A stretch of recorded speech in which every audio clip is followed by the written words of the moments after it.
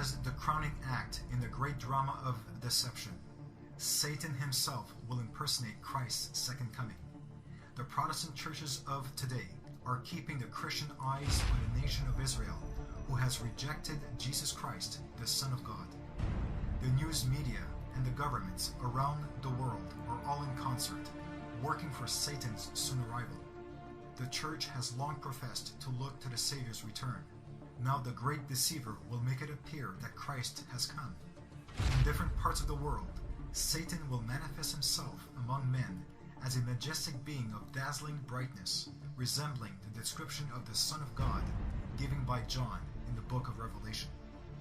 One like unto the Son of Man, clothed with a garment down to the foot, and girt about the paps with a golden girdle.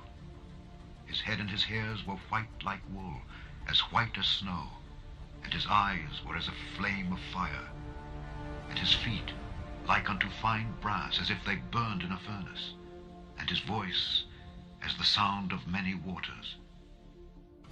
The glory that surrounds the false Messiah is unsurpassed by anything that mortal eyes have yet beheld. The shout of triumph rings out upon the air. Christ has come! Christ has come! The people prostrate themselves in adoration before him, while he lifts up his hands and pronounces a blessing upon them, as Christ blessed his disciples when he was upon the earth.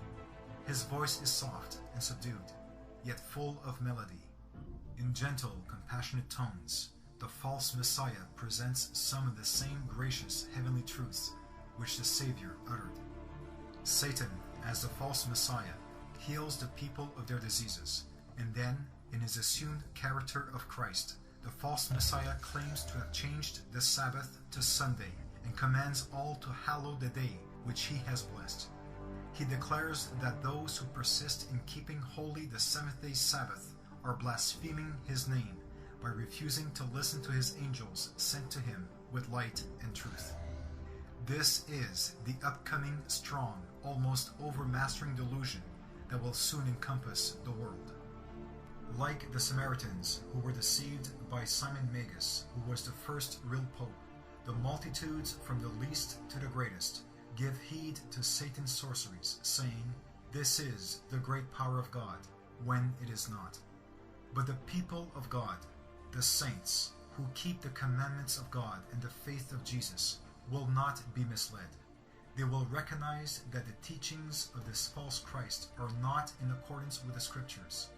The blessing of the false Messiah is pronounced upon the worshippers of the beast and his image, which are given to those who sin against the law of God. It will be the same worshippers of the beast upon whom the Bible declares that God's unmingled wrath shall be poured out in the 7 last plagues. And furthermore, Satan will not be permitted to counterfeit the manner of Christ's advent or second coming. The Saviour has warned his people against deception upon this point, and has clearly foretold the manner of his second coming. Just prior to Christ's return, the Creator says, For there shall arise false Christs and false prophets, and shall show great signs and wonders, insomuch that if it were possible they shall deceive the very elect.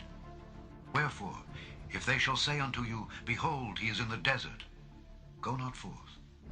Behold, he is in the secret chambers, believe it not. For as the lightning cometh out of the east, and shineth even unto the west, so shall also the coming of the Son of Man be. True faith in God is obedience to him in all things.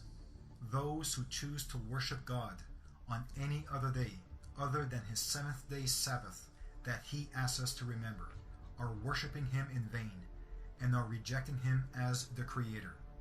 As it is written in Matthew chapter 15, verse 9, But in vain do they worship me, teaching for doctrines the commandments of men.